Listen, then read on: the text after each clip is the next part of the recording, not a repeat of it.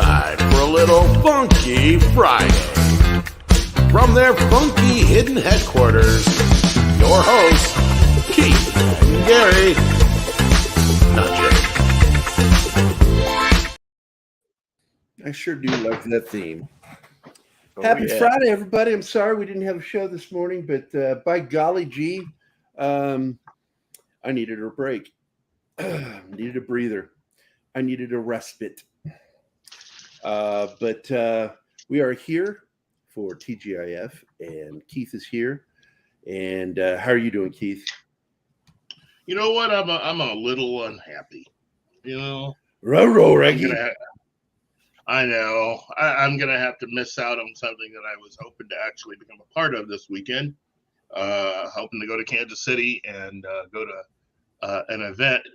There's a convention called Fountain City Con, and tonight, for those that couldn't really make the convention, they're having a special 30th anniversary showing of Batman: Mask of the Phantasm, and they're going to have a Q&A session with Alan Burnett and Kevin Alteri, who were two of the creative people that helped to make that, along with all the other creatives behind Batman animated series. Those two are two of the major names that helped to put that series where it is. And Alan Burnett, if I remember correctly, was one of the producers of that. And they're in Kansas City right now for Fountain City Con. And by going to the movie tonight, you also got an automatic into the convention itself. But I was just hoping to go to the movie and then be able to listen to the Q&A from how that particular film was made. Because that is probably considered the best Batman movie ever. Period. End of discussion. Batman: Mask of the Phantasm. So for those of you who have never seen it, you need to watch it, and you need to see it on the big screen. Out. Yeah, me too. I went to the theater to see it. It's what I didn't even like. Normally, I wouldn't go see an animated film as an adult, unless it was for my daughter. That was one of the few animated films I went to see for me. And wow. I just remember, I love that film. I was like, wow, this is really good. It is. Oh man, it is one of those movies that, as an animated film, my only complaint is that in my opinion, they needed an extra year to work on some of the animated scenes. I mean, the whole beginning is computer animated. And if they had managed to figure out a way to do that with all the backgrounds for that movie, because they did that with the follow-up, the Mr. Freeze movie that they came out with in theaters. But Batman: Mask of the Phantasm had a better story than pretty much almost every single Batman movie ever made. So, yeah. And it still has that odd connection to Tim Burton's Batman. Which I like. Speaking of Tim Burton, I wanted to talk a little bit about Pee-wee because we lost him this week. I'm going to tell the joke because I was in the Army when it happened, when he got busted. And I love the joke. I don't know why. It really tickled my fancy when somebody said it to me. They said, yeah, you've heard that Pee-wee got in trouble, but he's got a new movie coming out soon. I said, or a new movie. He's doing a new movie. And I said, really? He says, yeah, it's called Pee-wee Herman Coming in a Theater Near You. Oh, my God. Wow. And I really laughed it out the first time I heard it. I was like, oh, my God, that's funny. Because that's what he got arrested for. Oh, man. Not a dad joke, I'll tell you that. That was a filthy joke. Well, to clarify for those that never heard the story, he was actually busted in a porn theater. It was a porno theater. That's right. He wasn't just, randomly going into theaters and jerking off. He went to a porn adult theater. And what really sucks about this, and I'm going to be honest about this, because I support law enforcement. There are some shitty cops that day. They were the ones who released that information. They let it be known that he was arrested for that. They didn't have to. Well, I think it was an off-duty cop who recognized him and followed him into the theater. And my whole thing is, so you picked him out of everybody else in that theater because, Yep. you know, it was just he got a raw deal there. Yeah. And not just, you know, from the theater, but from you know, the cop doing what he did. It was dirty. It was dirty baseball, and I bet you it was done for money. And it bothers me to this day that was done. Everyone in the theater was arrested, is what I heard. Well, I'm sure. 6. You know, it's. I heard the exact same thing, that everybody there was arrested, but that the police officer that followed him in called it in, and they did the arrest because he was there. Yeah, and it's just, I think that's dirty baseball. Yeah. Plus, releasing it publicly, his name is dirty baseball too, and that's always bothered me since it happened. But Pee-wee is somebody who, you know, he's had a career, and he had that major hump. And what did that do? What did that cause? Remember what that led to? Him taking on serious roles. And he ended up being in the only version of Buffy the Vampire Slayer that I like. And he's one of Dracula's, played by Rutger Hauer, one of Dracula's helping vampires. He's a helper. Well, he's his main minion. Yeah. Yeah. And I really thoroughly enjoyed that. And his death scene where he overdoes it is fucking fun. Yeah, it's great. It's added at the end of the film as an outtake. And I love that. I just laugh so hard at that. Oh. Personally, I'm glad you enjoyed that movie, because that just happens to be the one that I don't like that film. For two reasons. One, because it wasn't exactly the film that Joss Whedon had originally written. And two, because that led to a lot of the problems later on with Buffy as an IP. That the two people who worked on that, the husband and wife duo, used that as an opportunity to basically glom on to the Buffy IP, and they had nothing creatively to do with it. But because of the deal to make the movie, that gave them rights in perpetuity to any project related to Buffy the Vampire Slayer, period. So they were able to add their production company onto the end of anything that was done for the television series, which had basically almost nothing to do with the movie at all. And so their Kazooie Productions got added on at the end of every episode of Buffy, and even Angel they got attached to. And there was nothing that Joss Whedon could do about it legally. They were attached to whatever he did. So whatever Buffy project would come down the pike, like the first attempt to reboot Buffy was them, not him, doing it. Because they had rights to the movie and the character. They were the ones that were trying to use one of the girls from Glee in the reboot. And that's the reason why Joss Whedon didn't do anything. You know, he even says that the reason why they went out of their way to make the Buffy the Vampire Slayer movie the way that they did was because of the movie. He was trying to get away from what they did in the film, which is the reason why Buffy has that big change. Yeah, because I remember reading he was not happy with that film, and that was it. That was the big reason. That husband and wife deal did a number on him. So, but I don't feel any sympathy for him, because I really didn't like the TV series. I preferred the film version. I thought it was more fun. It got a little bit too for me on the show. But then the spin-off series with Borneos, I love that show. Boreanaz. Yeah. That was David Greenwalt and Joss Whedon. Yeah. But I don't Paul know Reubens, what's going on, 6. That's weird. She said that she was trying to send us a poop sticker, couldn't send it, and try to do the poop and rose emoji. Nothing's working for her. I just took a peek at it, and it's opening up for me. I'm not going to go all the way through because it'd be weird me sending money to myself. But I mean, I A could little do it. self-serving. It's just weird. But let me go there again real quick and Hey, Don. see if there's a problem. Don. Don. Which? Our Don? No, Don. Oh, Don Ranger Power. All right, let me see if I can do this real quick.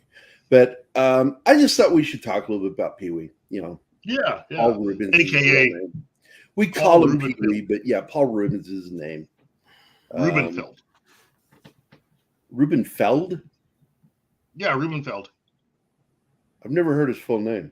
Oh, just Yeah, Paul Paul Reubens. Reubens. He was born in Peekskill, New York, but he grew up in Sarasota, Florida.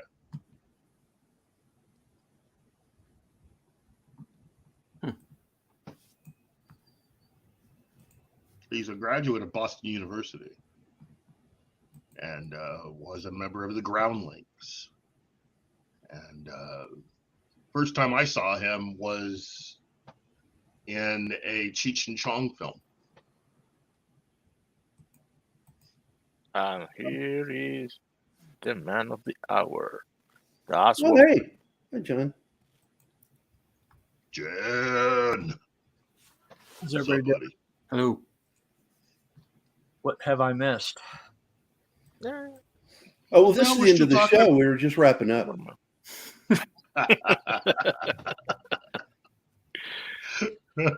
If you wouldn't have changed the time to 3:00 a while back, maybe I'd fall for that. Okay, so I just tested and Super Chat's working. Yay. So I want to thank Gary Kissel for his super chat. In that guy. which he says nothing. fuck him. But that at least is working. I don't know about the other thing. I'm assuming they both go off the same thing. I don't know. So, but anyway, wanted to say hi to everybody. We got Penny in the house, Coach O'Dragon, Peter Vinkman fan site, aka Vinkman's girl, Andy Morrow, of course, the wonderful Six, and then Don Ranger Power.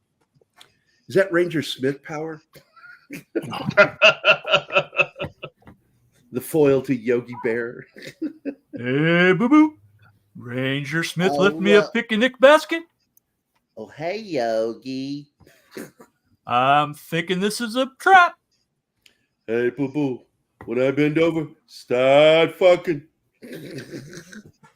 What you getting at, Yogi? Yeah, well, Um, sorry I'm late. I went to go see the Meg. and Oh, what did Or you the Meg think? 2. It's cheesy but fun. It's absolutely, it is popcorn fare. It is Yeah. one of those films that you'll hear me refer to as a film I enjoy, even though it's dumb, badly written. I Yeah. don't care. I'm just having fun. Yeah, there was a lot of Jaws shout outs. And even some shout out to Piranha 3D if you've seen that movie. Great job. Another great Jaws reference was in that one with Yeah. Richard Dreyfuss playing a character based on Neary, or not Neary. What was his name in Jaws? Neary was the character he played in Close Encounters. Hooper. Oh, what was it? Coop. Hooper. Okay. So he's out on the water and gets pulled into a vortex that they're coming up out of, and they eat him. So he survived Jaws, the great white shark, and is killed by a bunch of little fish. Yeah. And they bite off the dick of what's his name in that movie too? Yeah. The fat kid from Stand By Me. O'Connell. Yeah. So, Anima Confucius is here, love of my life. What is this? And No, then Midnight. Lester San Jose, the Skeptic Tank, is here. And then remember Chad Super Sticker from Midnight's Edge. By the way, Hey, well, at the beginning of the show, I was And talking. it's a poop. I was trying And to it's get the Rose. chorus. And a Thank Rose. you. That's got to be from 6 on their account. That's awesome. That's awesome. I was talking to Tom just before the show because Tom and I weren't sure if we're going to be doing a show together this weekend, or if Keith and I were going to do our Saturday morning fun time show. And so it's going to be you and me, Keith, tomorrow, because otherwise Tom can't be here till 4 o'clock. And I'm like, we've already pushed the show to 2 o'clock, and I don't think we should push it any further than that. Well, 3 o'clock would probably be the latest. We put all of our afternoon shows at 3 o'clock. I'd be fine with that. Anima has been a member for 12 months. Hey. It's about how long we've been seeing each other, too. Coinkydink? I feel like a real whore. Right? Wow. I don't know. I don't believe in coinkydinks anymore. No, there's no such thing as coinkydinks. We going to play a video for 6 on those 2 super stickers that she gave us? Oh, yeah. Allow me. 6? This is the Das first one. Wolfen has been a member for 20 months. 20 months, yeah. Well, whatever helps you sleep at night, bitch. Yeah, well done. And Wow.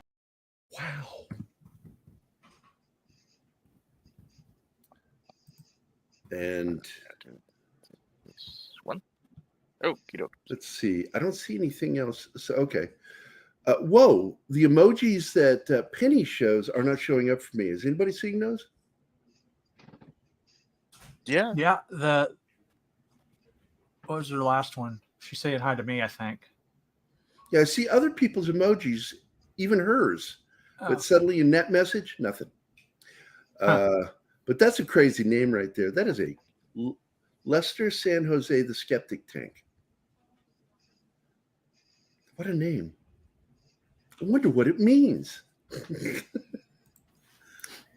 Yeah, he's a good guy. He's one of my loyal subs. He has his own just started his own channel, so he's got a couple of videos he's coming up now. to check you out on this show. But are we going to go ahead and give the bad news? You want to go ahead and do it, Steve? Sure. Yeah. Unfortunately, I have a bit of a change in schedule. So this is probably going to be the last time for a while that I get to appear on this show. Couldn't be helped. I had some stuff behind the scenes that I had to take care of, but it's going to be cutting down. It's going to cut down my appearances, unfortunately. But I just want to let everybody know the Sunday shows are still going to be going. And as soon as I get StreamYard to cooperate, our pal Das Wolf in here is going to be joining me for my midnight show Sunday night. So, yeah. But don't worry about little old me. I'm still going to be around. I'm still going to say hello in the comments and whatnot. And I'm still going to be watching the show. You're I'm not leaving. I'm not dead. You're a friend of ours, not just on the show. You're a friend of ours, outside of the show. So, and you had to do this once before. I did. And you always come back. That's the good thing about you. You're a good friend, and you're a good friend of this channel. So we love you, and we'll miss you when you're not here. But it'll always be nice when you come back. Let's see. No matter what, though, you got to make your decisions based off your life, man. You got to, and nobody's going to hold that against you, except for women. They'll do that. Those super stickers aren't from Midnight's Edge. I used my alt account to send them. I used the members chat account to repost. Okay. It just sounds like you had to jump through a whole bunch of hoops to get done what you needed to get done. So it's no matter what, it's always appreciated. And I love your poop. I'm a fecal-philiac.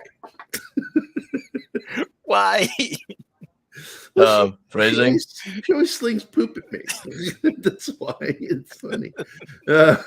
Streamer has fixed that issue now, except for gifted memberships.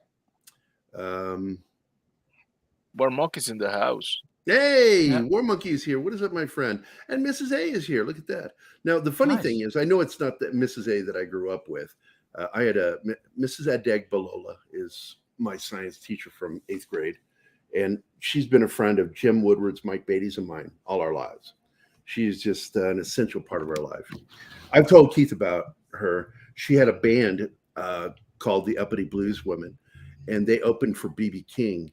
And she invited us not only to the show, but we got to go backstage to meet B.B. King because of her band. Nice. And she's something else. She is something else.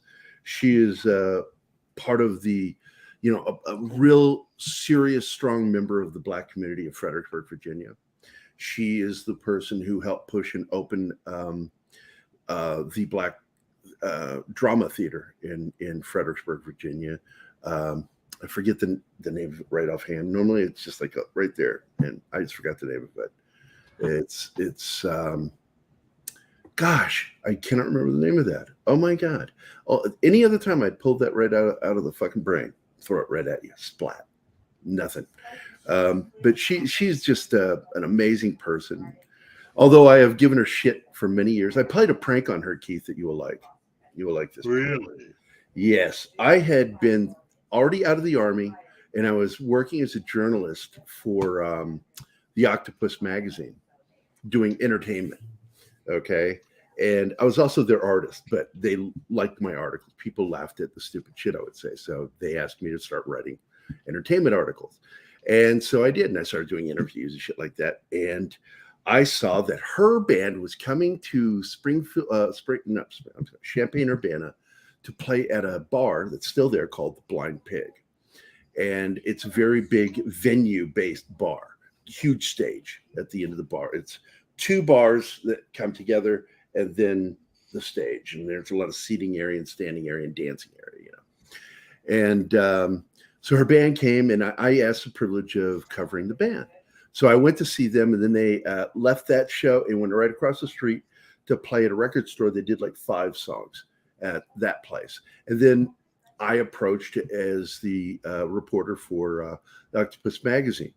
I had no name tag. I just introduced myself as a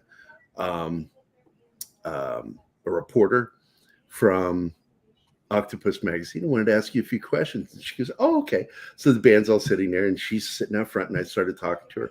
And I talked about the fact that in 1978, I won the Fredericksburg Gong Show for doing improv comedy.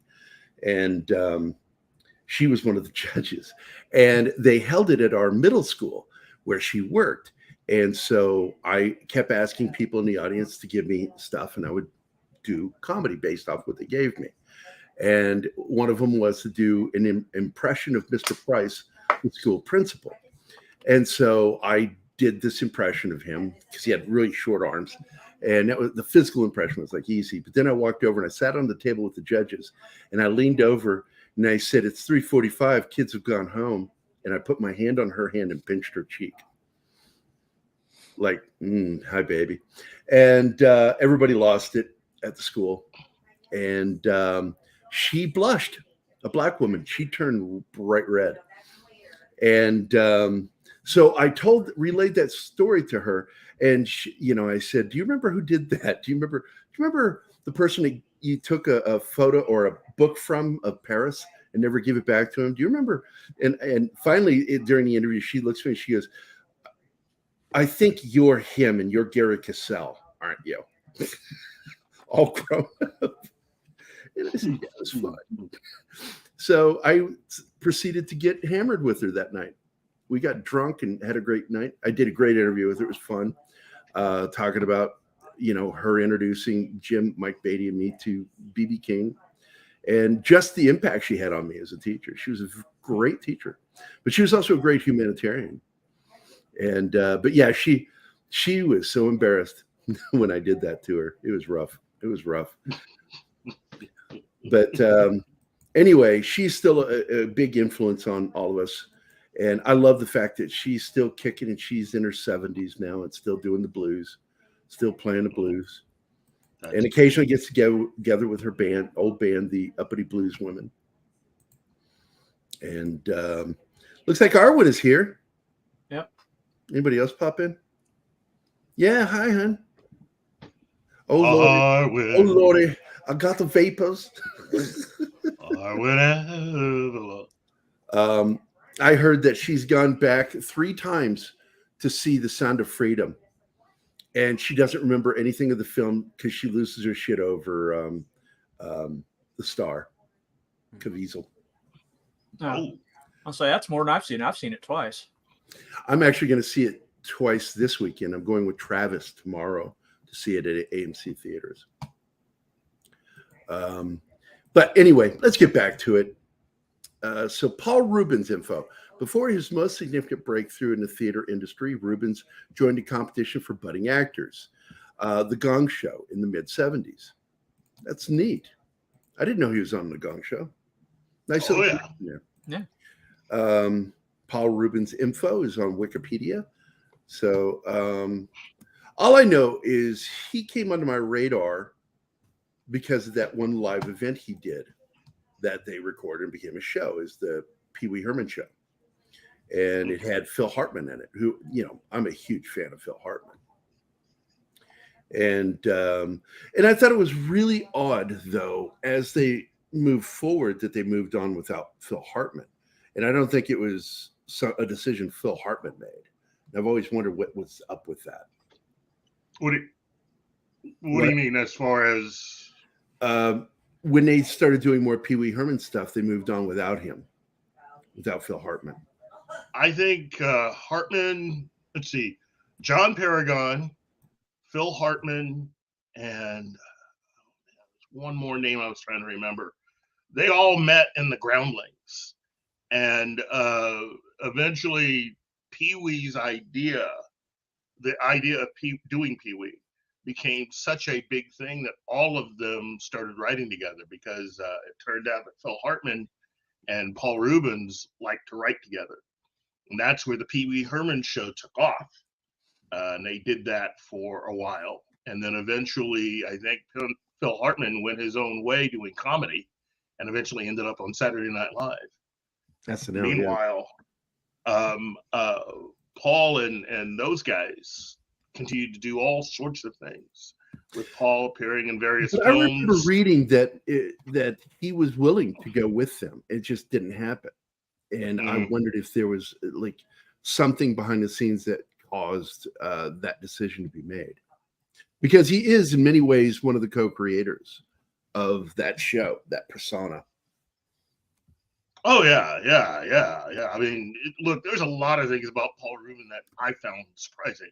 You know, the fact that he's ex-roommates of David Hasselhoff. Yeah, that was like a weird story. I mean, it's sort of like, I don't know why. It's far more believable that Gene Hackman and Dustin Hoffman were roommates in New York than Pee Wee Herman and him. That's just weird. Well, he was one of those guys that just he liked hanging out with people and knew a lot of people and did a lot of things. I mean, his career as a comedian is one thing, but his career as a voiceover artist took him other places. I didn't, you know, I don't even remember him being one of the voiceover actors for Tron Uprising. You know, he did a lot of stuff.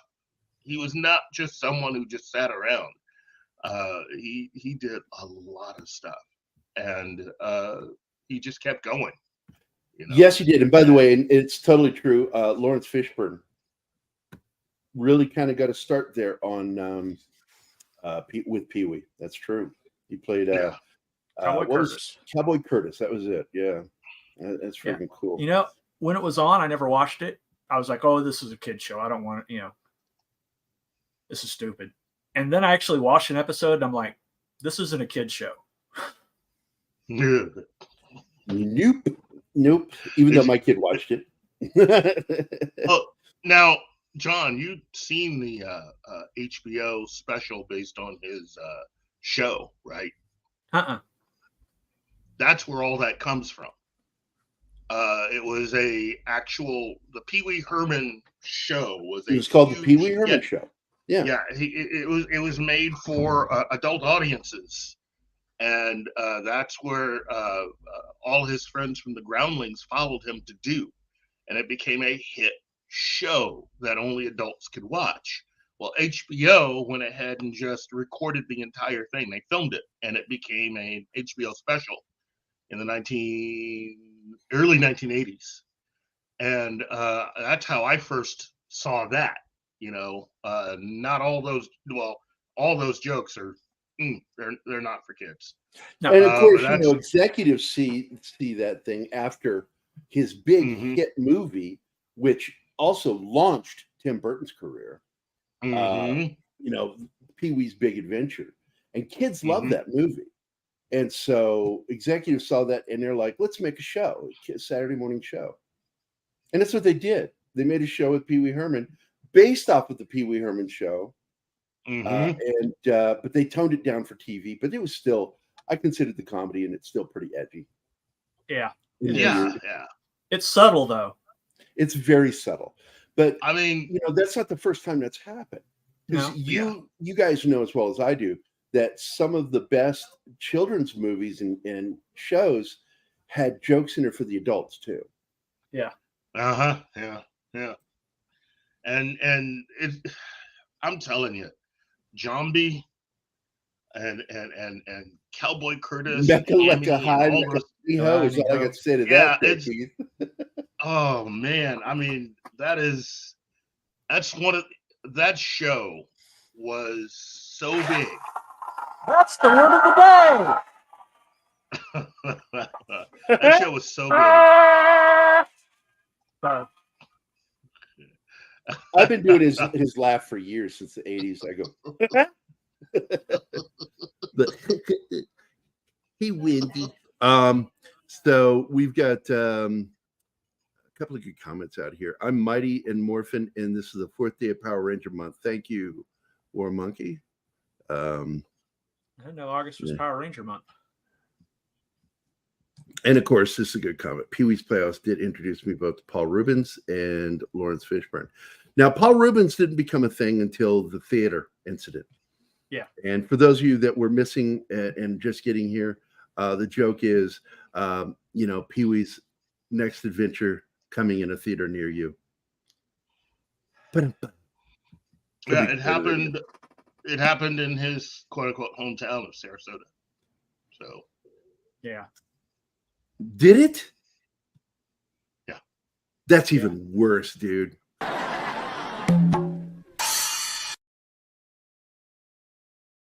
They're playing it. I'll do it. Jesus Christ. You may all rejoice. I am here, Ariel Bellet. And thank you. I knew you were waiting for me before you started. It's just been us rambling pointlessly. And Keith yelling out things like this. My God, it's coming right for it. Wow. I did premiere this the other day on our UFO show. Here we go. They were called Foo Fighters after French feu, meaning fire, because they were flaming balls. Flaming balls. What a bump. Look, Slasher Fred is here.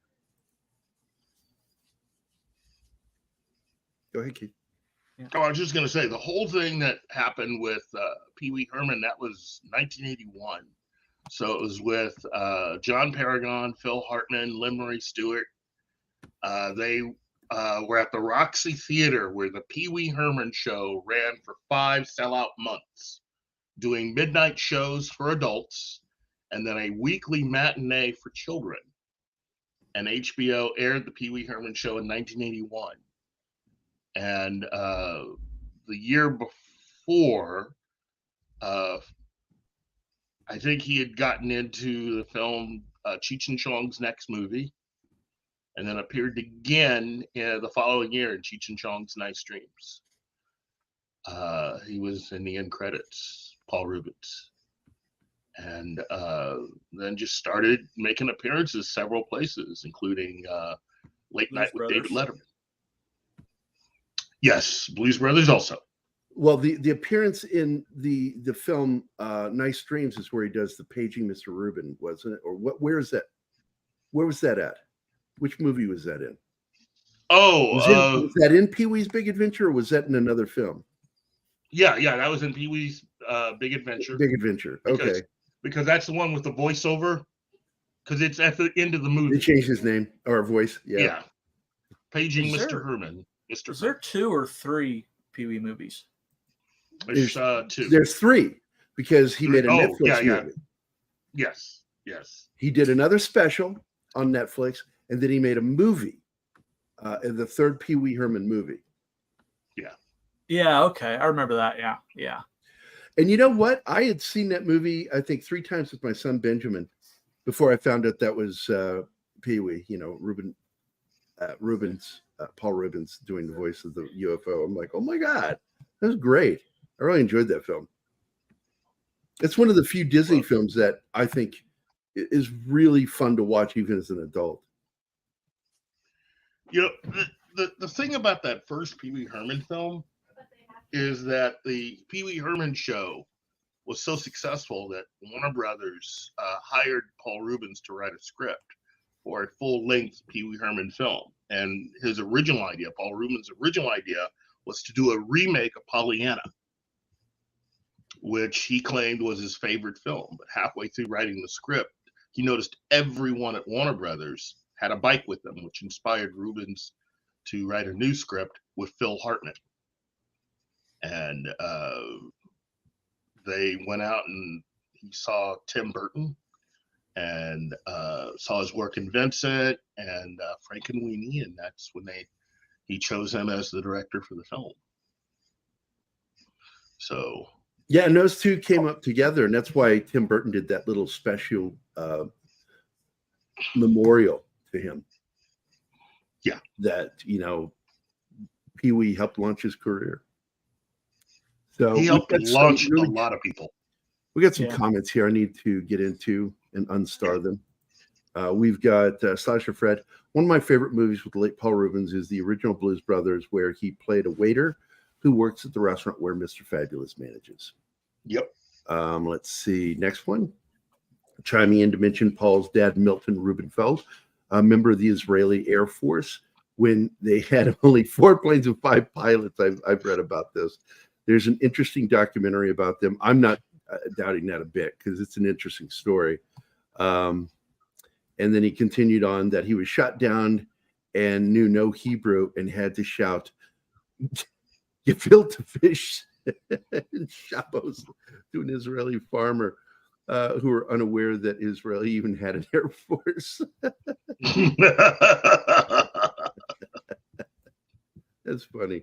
Yesterday, I relived Flight of the Navigator on Disney Plus in remembrance of Paul Reubens. He was credited as Paul Mall that time, but it was him. He was the voice of the flying ship in the movie, and it was a lot of fun. So I started over to hear what I missed, been listening at 1.5, and just now got to Gary's story about the other Mrs. A. Go check her band out or something. It's her real name is Mrs. Adegbalola.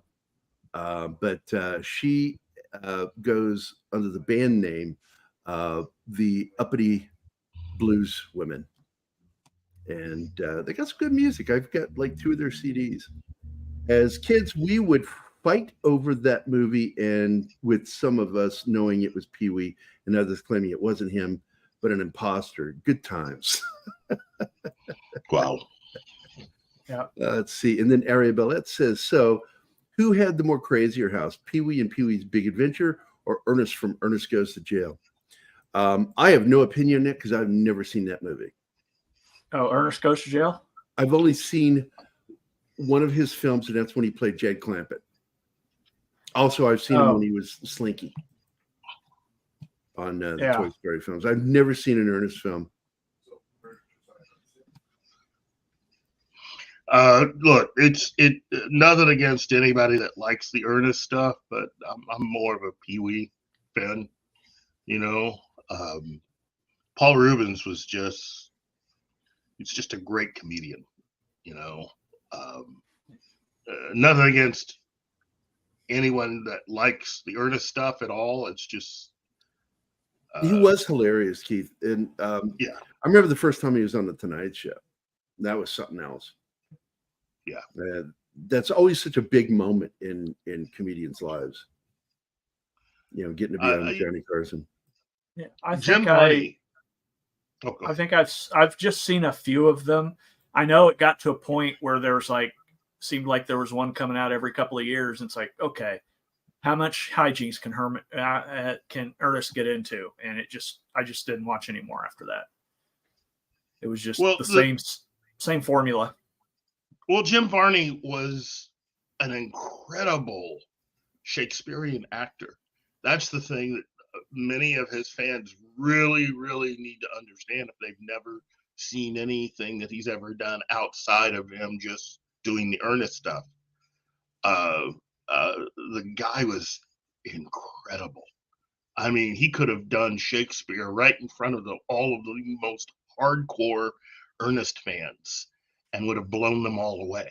Well, somebody mentioned it in the chat that he was really good as Jack Clampett, and I'm like, yeah, I like that movie. That version of the Beverly Hillbillies was fun. That's one of the remakes that didn't suck. Yeah, well, I actually like the Brady Bunch movie too. I thought it was hilarious. But there have been a lot of television remakes as films. That's like Land Lost was garbage. I mean, they've had the Avengers. It was terrible. Sean Connery's. You could hear Sean Connery's dentures in that film. It was really weird. You could hear the noise they were making. It was really bizarre. Dukes of Hazzard. My favorite Martian. I mean, they've done everything. Yeah. I mean, they've done everything but Gilligan's Island, surprisingly. Okay. And I Dream of Jeannie. The movie was bad. That not the Bewitched, but the Dukes of Hazzard. But it was you only need to watch it for Jessica Simpson's in the Daisy Dukes. I knew. Yeah, the Daisy Dukes were the best part of that film. I knew you were gonna go there. Yeah. You're absolutely right. What is this? Awesome one. First of all, hey, what's up, buddy? And then what do you mean rest in peace, Backdoor Gary? Or are you saying rip one from Backdoor Gary? I don't know what he's asking. What's saying? Whichever way. Well, then I'll have to go. I can't be on a show being hosted by a dead man. I don't see the point in that. Were the only part of that film. Well, I don't know what's going on here with these partial statements. Anybody got any idea what's going on here with the partial statements? What things are going on, or is this just weird to me? No, nothing. No, all right. no, I'm so glad you guys are paying attention to the chat. I'm paying attention. I don't know what. Well, I think they were the only part of the film. I think that she's referring to the Daisy Dukes, and she just confirmed it. But Daisy Dukes are amazing.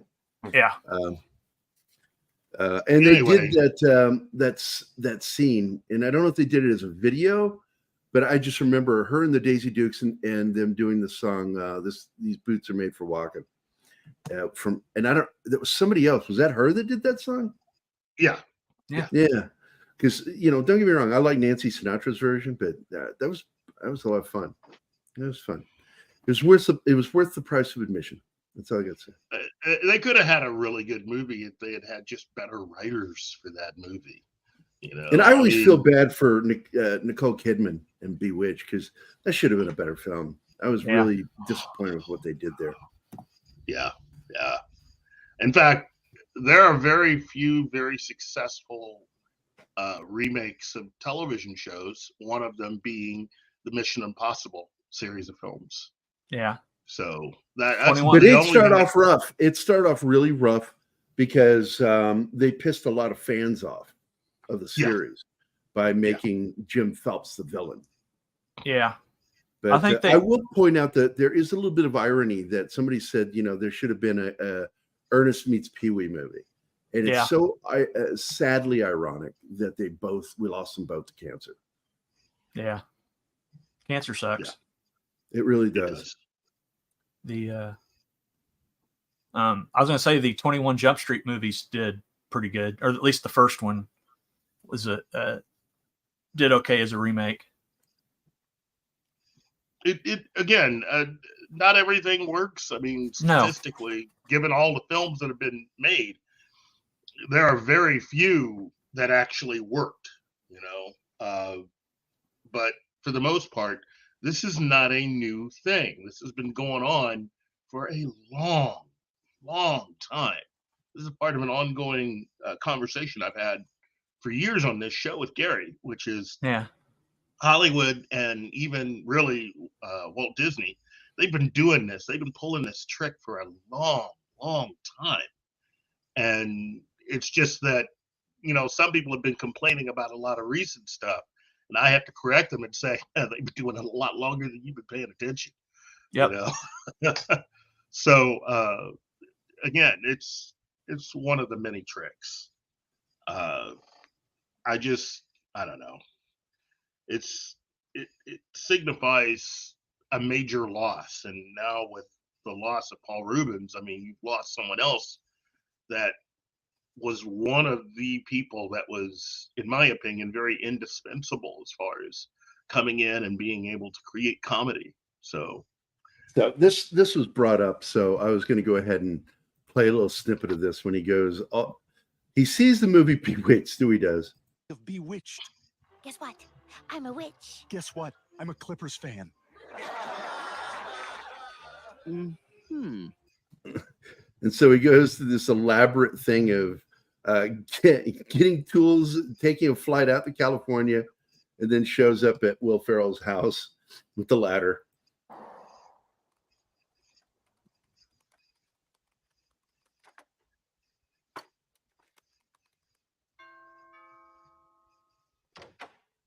Hello? That's not funny. Wow. I just saw we lost Uncle Sal too from Breaking Bad. What? The guy in the wheelchair. Salamanca. Actually, oh my gosh. Yeah. Really? Yeah, he died the 3rd. Wait. That actor? Yeah. Mark Margolis. Oh, geez. No, I know him from The Equalizer. Yeah, me too. Yeah. Oh, yeah. So he died on the 3rd at Mount Sinai Hospital. Look at that. Oh my goodness. No, I'm a fan of the original real Equalizer. And that show. Yes, I've been watching it lately, dude. I forgot just how damn good that show was. Oh, that show was amazing. And that guy played. The first episode has such a dark overtone, you know, and under, you know, because God, you know, he's trying to save this kid. He gets shot by the cop, punches the cop, but later at the end of the show, at the episode, he has that same moment and then just shoots the guy. Because, you know, what's the point of trying to save someone who doesn't want to save themselves? Yeah. Well, I mean, it's the second time that you had a television series kind of loosely. There we go. Season 1. That's what I'm talking about. Yep. Where you have a show that is loosely based on a previous television show with the same lead actor. And it's someone who used to work in the clandestine services. And yet the sequel series is what became more popular than the original series they were on. Because that happened for both Edward Woodward and Patrick McGowan. And Patrick McGowan had a previous show. And when it ended, he created another show, kind of sort of using that same character. And that's where The Prisoner comes from. Yeah, because he did I'm a man, Secret Agent Man. Secret Agent Man. And then, because it's really weird that he knowingly used the photo of Secret Agent Man at the beginning of The Prisoner. Yeah, in the credits, opening credits. Opening titles, that's right. And then hold on a second. Hold on. Somebody just showed up. Hey, fuck you, Kyle. There we go. Now continue. I was also going to say Edward Woodward also had done the same thing. He had a previous television show that had a character very similar to Robert McCall. And so when he, the difference was that he was making, you know, he did that over in Britain. And when he crossed over into America, he kind of sort of brought that character over here and created the Equalizer. Yep. And that show was which is based on a book character, by the way. Mm-hmm. That show was just freaking amazing. Being shot on the streets of New York, so it was already different than a lot of other television shows. It had two things that I really loved about it, other than, of course, the story and the acting. It had Adam Ant on the show. Oh, that was a good episode. And Stuart Copeland did the theme. Yeah. The music. Yeah. And I love that. Adam Ant, you mean Little Goody Two Shoes guy, the singer? Yeah. Okay. Yeah. Don't drink, don't smoke. Very don't drink, don't smoke. What do you do? Sudden innuendos. He was an evil prick in that show too. Oh God! Oh, he played a villain to the teeth. That scene with Robert McCall at the end is just humiliating the F out of him. I don't remember that episode. I'm gonna have to track this down.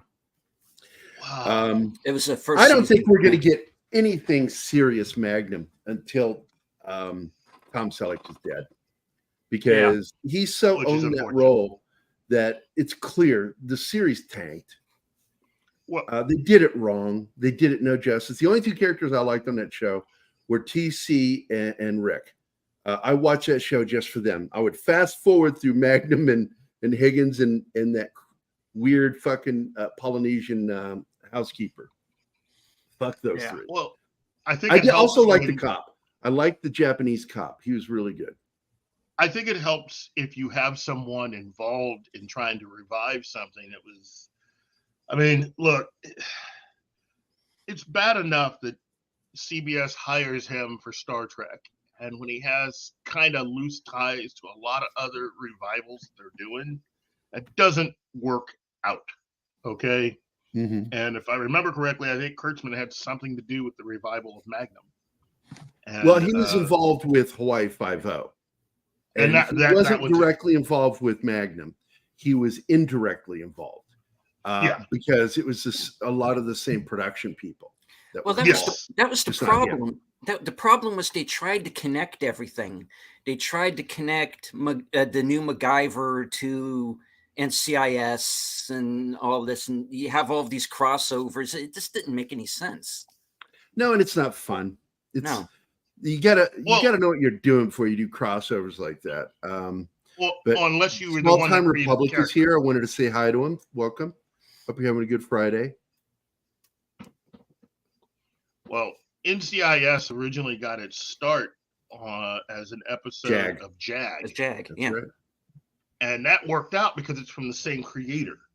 And by the way, the same guy who created Magnum PI. Yeah. Mm-hmm. All of it is former military in real life. That's right. Former military. Mm-hmm. It is assumed that it's all part of the same universe. That Magnum, Jag, NCIS are all part of the same universe. So, and I do want to point out that on Magnum PI, I love pointing this out, that W.K. Stratton and Judge Reinhold, who I went to high school with, were in the first episode, the pilot. Mm-hmm. Yeah. It was a two-parter. They were in both parts. Magnum PI had an incredible backstory as a series. And if you're not going to tap into all of that, you might as well just leave it. I mean, that's it. You know. Wait a minute. What? Did they? Oh, I don't remember that. So they had, what was it on the TV? No, it was in the movie. No, I'm talking about, was it on the TV in the movie? Were they watching Barnaby Jones? No, he makes a cameo appearance in the film. They were trying to get as many people from the original series to make, because back then, was he still alive? Buddy Epson was still alive? Yeah, Buddy Epson lived for a while. Well, I got to go back and watch that movie. I don't remember that. And they had Max Baer. They had Max Baer's still with us, isn't he? I think he's still with us. To my knowledge, he is. Everybody else has passed away. I think he's the last surviving member of that cast. He's it. He is the last surviving member of the cast. He's so tenacious. And it comes from his dad. Because if you don't know who his dad is, you don't know boxing and wrestling history. Now, did he become heavyweight champion? His dad? Yeah. Yeah. I didn't know if he won the heavy. Let me go check and see. I knew he was a big boxer, but I didn't know if he won the heavyweight championship or not. Yeah, that because was, the at that time frame. Oh, go ahead. He's the guy that fights against Braddock, right? Cinderella Man. Yeah, Braddock. Yeah. Oh, okay. All right. Yeah, that makes sense. Boy, he's got that classic Rocky Marciano look to his face here. Let me share it real quick. This is crazy. Got your classic boxer's nose. That's his dad. That's Jethro's dad right there. Yeah.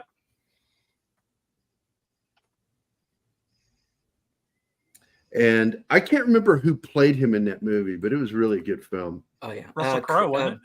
No, Russell Crowe played Braddock. Okay. I can't remember who played Max Barry. He's a good actor, though. Oh yeah. I was just like, wow, this guy's great. Omaha, Nebraska. If only there was something we could use to determine that. I mean, if somebody else, I was already looking up that. I got to look up everything. Somebody else carried the show. The fellow who was the villain in that Long Kiss Goodnight movie. He was Craig. Craig Bierko. Bierko, yeah. Yeah, Craig Bierko. And he's best known for The 13th Floor because he played the main character in that. He was also in The Long Kiss Goodnight. Yeah. And he's in a nice little, I think it was a made-for-TV movie because I remember watching it called Sour Grapes. It was a dark comedy. It was fun. I enjoyed the crap out of it. Never heard of that. He's a good actor. You don't see much of him anymore. Yeah, he kind of disappeared, didn't he? Yeah. He was like this big flash and pan for like a handful of years and then just sort of faded into the background. And I think he's a really good actor. By the way, I don't know if I said hello. Jeff PDX1 is here. Yeah, Buddy Epson is not live. I don't even think the Epson Predator is. Oh, man. But I really did like that film, The Beverly Hillbillies. I became a fan of that kid that played Jethro in that because of that movie. I started following his career. Yeah, I liked his. I liked his character, the Searcher. Oh yeah, I love one that. One of my favorite characters. Which one? But the Searcher. What was that? Danger Theater, right? What was that show? Yeah. It was a short-lived summer series called Danger Theater, of which Adam West was a part of, and I do not remember this at all. And one of them was called The Searcher, and it was. Yeah. Was this a movie or TV show? It was a short-lived television show. Yeah, lasted maybe like 4 or 5 episodes one summer, and you're right. He was awesome in the Drew Carey show, and he's also one of my favorite Batman animated voices. Well, yeah. Look, Diedrich Bader is one of my favorite parts in the movie Office Space. He did a great series that I don't think was treated correctly. Brave and the Bold, Batman Brave and the Bold. He's the voice of Batman. Gosh, he's made so many great appearances. He is not in the movie Bram Stoker's Dracula, but was supposed to be. His scene was cut because he's one of the students with Dr. Van Helsing up in the seats. Yeah, you still know. You can, if you noted he's there, you can tell where he is. Yeah. But Diedrich Bader was absolutely, I became such a fan of his because of the Drew Carey show, which I kind of introduced Anima to that one.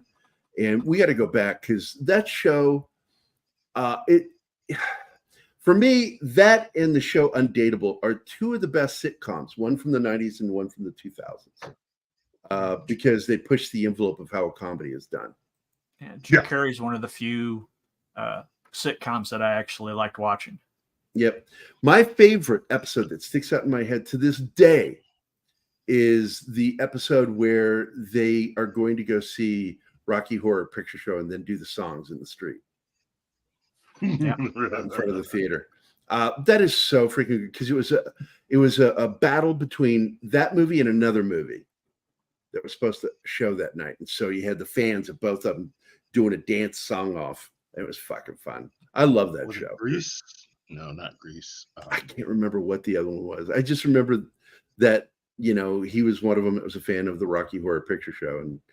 And they did Let's Do the Time jump again. I just fucking love that. Time warp. Yeah.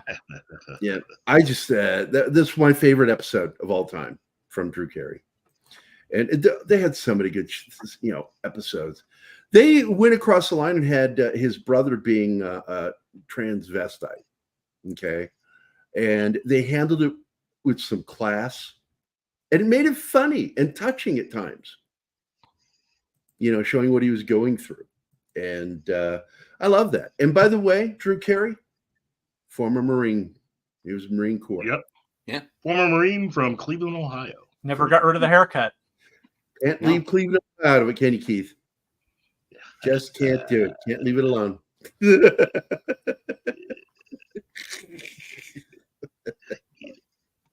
No. I think that was the opposite musical they fought against. What one was? Tuong Fu? Tuong Fu. Yeah. Okay, that would make sense. But it is. And Drew went on to do Whose Line Is It Anyway? And he took it over from the limey dude who wasn't funny with the giant square head. Yeah. And I thought the American version was funnier.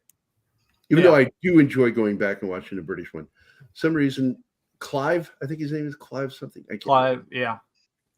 Some reason I enjoyed Murphy Brown. I couldn't stand Murphy Brown, but I liked the dude that played her painter.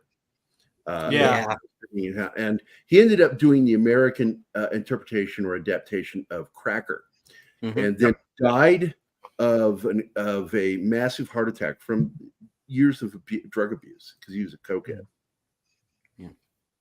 Probably many other drugs, but coke was one that blew his heart out. But that dude was a good actor. In fact, I think one of the last things he did was that movie was not Stallone, Arnold. Eraser. Yeah, he was in that film. Yeah, this is where I compete with Keith on knowing shit. He doesn't. No, you do a fantastic job, dude. You do. I'm a distant third, or fourth. With it's you're very good. Keith and I are people that were born with a deep drawer full of stuff and a semi-quick retrieval system. And it's getting slower as we get older. Yeah. That's my problem. What was that thing we were trying to remember? It's like remember the band or the group, the punk country western band I like listening to. They did the song Happy Boy. Oh my God! See, this is the deep retrieval not working. When we were younger, we didn't need Google. Google needed us. Yeah. We Farmers. played both. The Beat Farmers. Oh, okay. We played both kinds of music here, country and western. Well, what they did is they took punk and mixed it with country, and they became this band called the Beat Farmers. They even got a Michelob commercial, by the way. But they did this song called Happy Boy that is still one of my favorite songs of all time.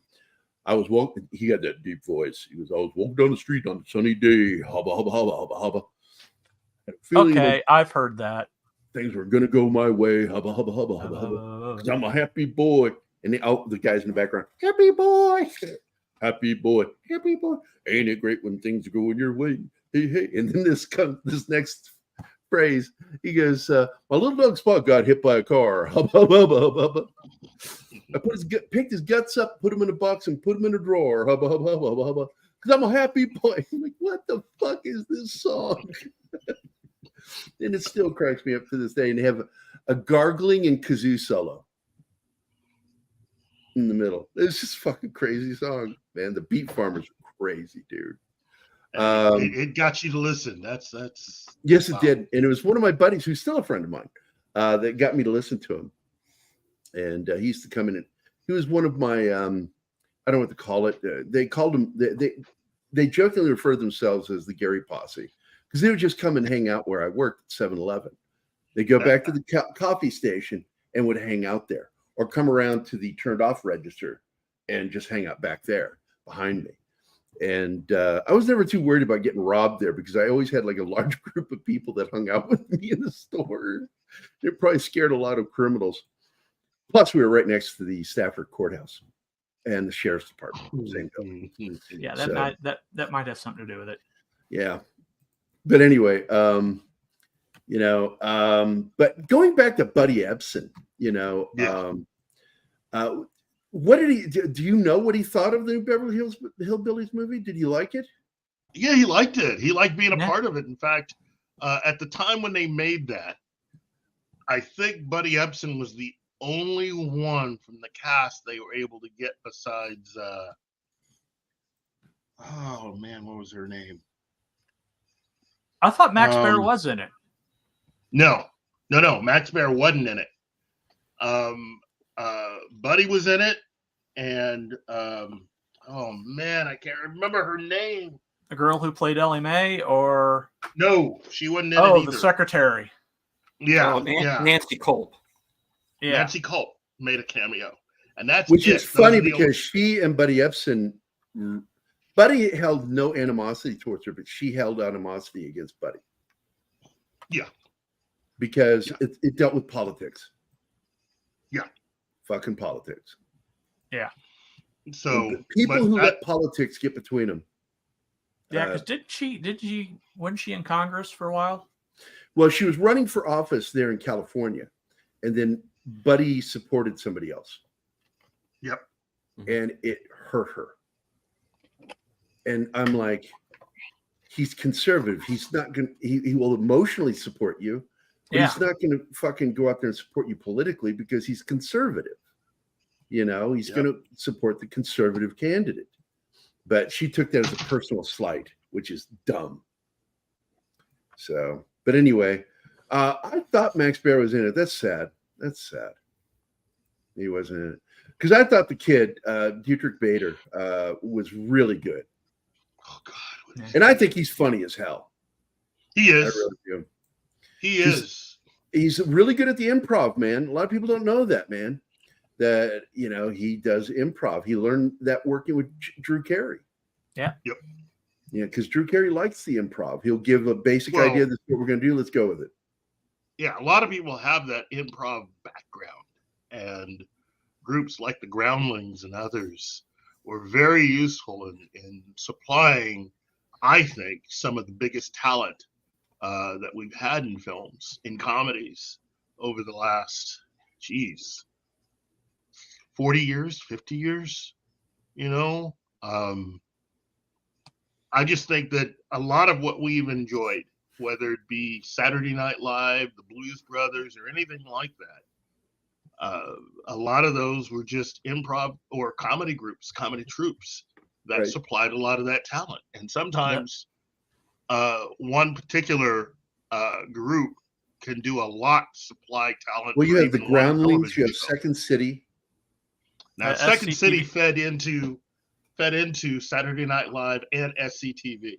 Yes. Yeah. And SCT was Canadian, but Second City was in Chicago.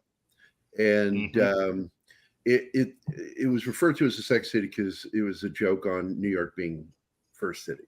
So, but SCTV, they showed it on WGN. That's where I watched it. Out of Chicago. Yeah. Out of Chicago, yeah. I watched it on the local NBC affiliate, and they had an irregular schedule for it. A lot of the times it was after Saturday Night Live. They would put it on here. Well, I grew up in Virginia. And what's really funny, those of us who grew up on SCTV, later when Martin Short joined SNL with that character that he would play, Mr. Greeley or whatever it was called, we already knew that character because he'd done it on SCTV. I must say. So again, that happened a lot, and Second City had been around since at least the 1940s. And, Second City was one of the preeminent comedy clubs. That's where SNL and SCTV got their comedy from.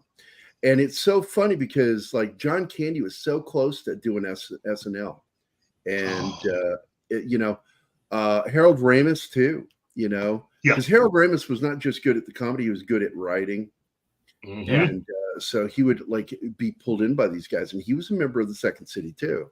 Belushi, of course, is a graduate. Both Belushis, Jim and John.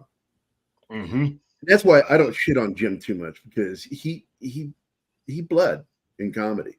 He went and did it the hard way. And he didn't just fall onto his brother's coattails. He actually went through everything. But SCTV was the shit. They had actual ongoing characters on the show, like the guy that owned the network. Played by, what's his name? Irish comedic actor. Oh, my God. Yeah, you guys. What was his name? SCTV cast. Joe Flaherty. Yeah. Oh, yeah. And Rick Moranis. We all knew who he was before Ghostbusters. Yep. Anybody who, because I knew him and Dave Thomas as Bob and Doug McKenzie. Doug McKenzie. The McKenzie brothers, man. Andrea Martin. I had a huge crush on Catherine O'Hara long before Hollywood got a hold of her. She was one of the funniest people on there. And of course, Johnny Candy and Eugene Levy. Martin Short came up with them. Let's see. I'm trying to look. Tony Rosado. Tony Rosado was on there too. Andrea Martin was a major talent in the Greek films that they did in the early 2000s, mid 2000s. She is such a good actor. She is in she's in the first real slasher film, Black Christmas, which was the inspiration for Halloween. In fact, Carpenter wanted it to be kind of a sequel. That 74? Right in that area. And Andrea Martin was I think she was the house mother or something like that in that movie. Whatever they call them, den mother, lady that's in charge of the sorority. I think it is house mother. Yeah. I've never been in a sorority except a party, so. But she's something else. She still is. She's still kicking. Eugene Levy, the guy with the eyebrows.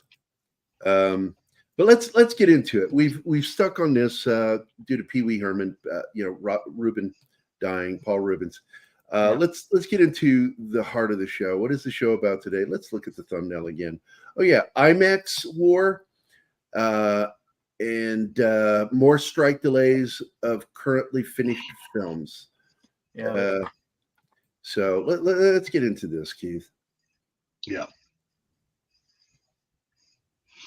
John. Yeah. Either of you, because you're going to head these up. Yeah. Go ahead, John. The whole thing about the IMAX, what we know about the controversy with Tom Cruise and not getting Mission Impossible into the IMAX screens for very long. That's why they opened early, so he could get a few dates of IMAX in, and everything else was tied up by Oppenheimer. Well, the Marvels is running into the same problem because Dune 2 has the IMAX screens already paid for and tied up for several weeks. So, that even though they're coming out a week apart, and yes, King Sport Cow, that's exactly why I went to sororities. That's the only reason you go. But so the Marvels won't be able to tap into that extra money from the IMAX screenings.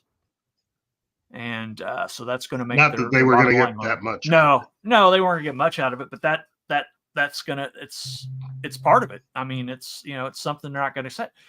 And there's a rumor that Dune 2 was going to be moved, but the CEO of IMAX came out and said no, we're not moving. They're not moving Dune 2 because they talked about pushing Dune 2 back.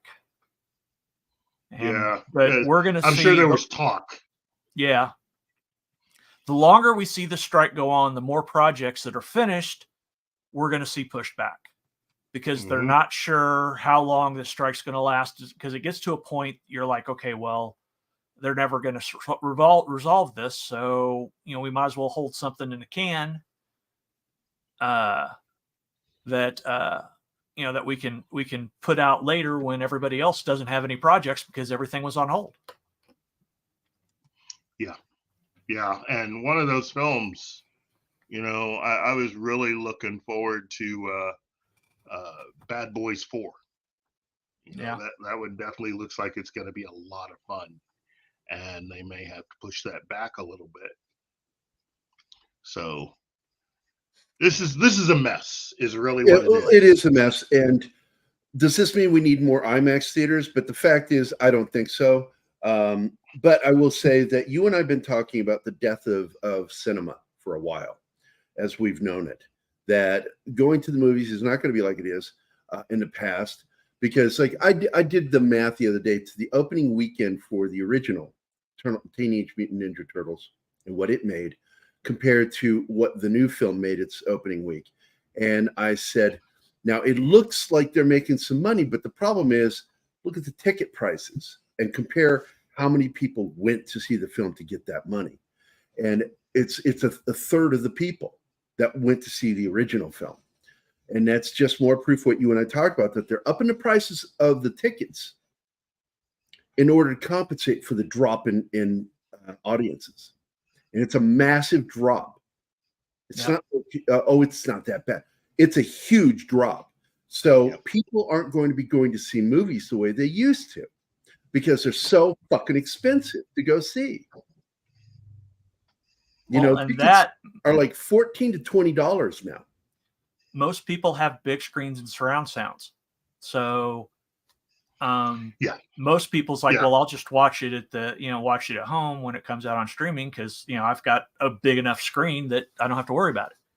Which is cool, except that you got to be able to spend enough money and know what you're doing when you install all that stuff, or else you're not getting the full use out of what you purchased. It's one thing to be able to, we haven't reached that point where you can just buy something, take it home, and plug it in, and it works correctly.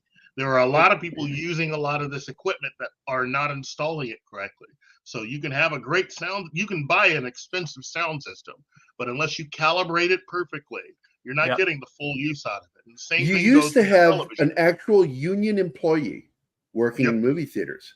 That was your projectionist, who was also in charge of the sound. They were trained in this area. They don't have that anymore. The age of projectionists is dead. Hollywood has killed a lot of their own business. They've done damage to themselves. And I think somebody even said that they did it to themselves. I think someone mentioned that. This is all they're doing. They're the ones that are doing the too quick release to video on demand right after it was in the theaters. It used to be you had to wait a year, then it went to 6 months, and then now it's down to what? 30, 60 days? Something 45 like days for 45. For Disney says 45 days for their stuff. That's bad business. That's bad business. So you and I have been talking about this for a long time. Theaters, the way we've enjoyed them all of our life, is over. It's not going to be like that anymore. People aren't going to go watch indie films for $14 No, they're not going to watch some romantic comedy. $14. They're wanting to go see event films. They want to see event films, big, and I know that some of the big Hollywood directors are talking shit about that this is a carnival ride, but the fact is Hollywood did that. They created this monster. They created this problem when they bought into the COVID. They did damage. Hollywood actors, producers, executives, studios, all the way down the food chain. They all did damage to their own fucking business. So karma's a motherfucker. Yep. If you're going to spend money, serious money, on buying a television and buying all that equipment, the best piece of advice anyone can give you is two pieces. First, pay the extra money to have that equipment calibrated to where it is. Okay? Have somebody adjust your television and your sound system for you that knows what they are doing. They do offer that. You can ask. Okay? Second piece of advice, get rid of all the digital stuff. Buy physical media My brother R&B and I have been preaching it. Gary's been preaching it. Buy physical Our media. good friend Jeff over at Fanzine has also been pushing the crap out. By the way, we're going to get him on our weekend show when we do Rockula. Yeah. Because it's a classic film from that era that he loves so much, and he knows a lot about that film. And we will be talking about Rockula. I do like that film. I mean, they got fucking Thomas Dolby to play Van Helsing in it. Yeah. And didn't he do some of the music too? Yes, and performs it. It is a rock musical, hence the name Rockula. Yeah. But you've got to absolutely, Zach, because this is something that's essential. I gave up, and this is what sucks. I had over $10,000 worth of physical media in my house, from my daughter's children's movies to the movies I collected. And when I got robbed and all of that was stolen, I stopped collecting. I now have this many Blu-rays of the movies, Blade Runner, The Thing, certain films. And that's all I have. The rest of them I have on my computer. I don't bother anymore. And it's only because I was robbed. And it makes me sad because I like collecting. I'm a completionist. I love collecting stuff. And there's just way too many incidences and opportunities to not only, to not only change films, but to affect them in other ways. And you might as well just not really put yourself in that position. Because technically, while you can have digital copies, you have to realize what you're actually doing is you're renting that. Yeah. Even though you paid money for it, it's being you're basically. Well, that's the problem, because if you buy it through a service and that service goes out of business, you don't have a copy of it anymore. You That's can't right. download it onto your hard drive. Yeah, that's the thing. And so you might as well just buy physical media. You might as well just do it. I know that sounds counterintuitive to what a lot of people have been, talking about for years. But trust me on this. Given the way that Disney made changes to movies like Splash and others, if you really want to see these films the way that they were originally intended by the directors and producers who put them out, the only way to do that is to buy physical media. And to me, you gotta fight for it. And again, the thing is, not everything gets released digitally. Also, Kingsport Cowell is kind of correct. Sometimes there's certain releases, certain films that have only made it onto DVD and haven't even made it to Blu-ray. Yeah, but some of them are only on virtual too, because I was pissed when I couldn't buy a physical copy of Night and Day, the uncut version, which is the best version, and it's fun. All the scenes that were taken out from the theatrical release are back in it, and I don't know why they were taken out, because they were great and really kind of made it a better film. I don't want to own the theatrical cut. I only want the director's cut, and I can't find that in any other physical media. I could only find it on the virtual one I had to buy, and it sort of pissed me off. Well, there's a lot of work that goes into creating these, and what R&B, Robert Meyer Burnett, was talking about was that for years he would help to create a lot of that media that they would put in, buying DVDs, buying Blu-rays. You're buying more than just the film. That is the big thing, but you're also buying the opportunity to learn. And as a total film nut, I love the special features.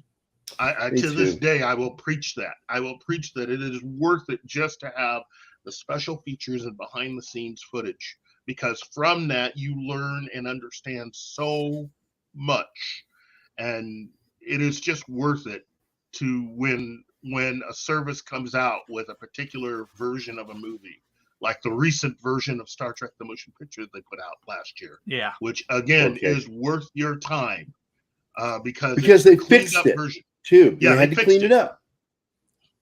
They fixed that movie, and it is now so worth it. You know, oh my goodness, yes, it is worth your time to search out physical media. Bram Stoker's Dracula, Apocalypse Now, even films like Tron Legacy, which is incredible. If you have a great system to play it on, you get your sound, you get the visuals all correct, you are going to have a time. Heck, I'll say this much. The Joss Whedon movie Serenity is freaking amazing. Yeah, because I didn't like the show, but I love the movie. Oh, See, my I'm the goodness. opposite. I love the show, but I was disappointed in the movie, especially when they killed. Well, that's a spoiler. So, Well, yeah, Yeah, it broke it's my heart spoilers. when they Well, killed him. yeah. I love both. So It's just worth your time. You know, you can do a lot to support certain filmmakers when you buy physical media. You have a question, by the way, Keith. Yeah. Let's see. Hold on. Fix as in like a soft rewrite or just making it better? Oh, well, we've been pushed towards the digital revolution. You know, Disney Plus and all that was stuff that we as audiences were sold on. And while that is quote unquote easier, the ease is mainly from them and not really for us, because it allows them to quickly be able to make a turnaround from theatrical into charging us in our homes to watch the same thing. It really doesn't cost that much to make physical media. It just that you have very few people that actually know how to put time It's into also the it warehousing it that work. becomes expensive. That's right. And that's But why also a lot of them opt out now. but also teams of people that love what they do and will spend the time making sure to go over every single piece meticulously to make sure you're getting the best as far as both visual and audio quality. And then the teams that bring in all the extra material, including the people that spend time seeking out any and everyone who actually worked on the film to not only to help to oversee to make sure you're getting the best quality of the movie, but also for the documentaries that they put together and interviews so that you can hear directly from the people who actually had a hand in making it. Yeah. I mean, to me, physical media is the ultimate personification for every film buff out there. And and for TV heads too, you know, what they were able to do in creating like a good example was the Star Trek Blu-rays that they came up with for the series Star Trek. All of the work they put in and all of the fact that they cleaned up all 79 episodes and restored redid the sound. music, and redid the visual effects, and they still haven't made their money back on it. But here's the thing. They were nice. They were nice enough to go ahead and put both their version, but also the original cleaned up version of the way that they actually look, the original 79 episodes. So if you're one of those people that want to see what it originally looked like with the original visual effects, you can do that. Yep. They have a mode on there that a thing that you can click to be able to switch over and just watch all the episodes the way it was originally aired, but just high quality visuals for the whole thing. And then interviews with all of the cast and everyone who worked on it. And R&B worked on the group that ended up working on the Next Generation series, and I think they won awards for that. But it's worth your time. And now they're getting ready to release Babylon 5 on Blu-ray. Oh my goodness! Yeah, but it's not going to have any special features though. No special. Yes, for right now, no special features. But everyone has to show up and start buying this stuff, so they know how popular it is. I've got to jump in here at some point because there's physical media that I want to talk about too. Yeah, go ahead. The two top ones, Blade Runner, because Gary Willoughby and I played a huge part in that happening, and so Blade Zone is mentioned all over the place in the special features. for what we did and keeping the community alive and interest in the film. And they put out a hell of a fucking package deal with that, with so many freaking features. Not only just features, but 3 versions of the film you can watch. Wow. Director's cut, which none of us really recognize. You can get the original theatrical cut, and you can also watch one of the work prints. It's included. And then all these behind the features, and the cleanup on that film that Charlie did with the visual effects, including removing the lip flap with Harrison Ford at the Benny Hassan's The Snake Dealer, where they fix Harrison Ford's mouth by filming his son, Willard, doing the same line at the same angle, and then he digitally matched up the son's mouth and chin with Harrison Ford's to where it's perfect and seamless. You know, the bird flying off at the end, that was Charlie fixing that. So much stuff he fixed on it. And then The Thing is another one. And The Thing, what's so wonderful about The Thing, and anything John Carpenter makes, is the commentary. When you get Kurt Russell and him doing commentary together, you're going to have some fun. Yep. And I find their commentary on The Thing, as well as Big Trouble and Escape from New York and Escape from LA, even though I don't like the movie Escape from LA, the commentary on it is amazing. And I bought it just for that reason, so I could listen to their commentary. And you just don't get better than John Carpenter.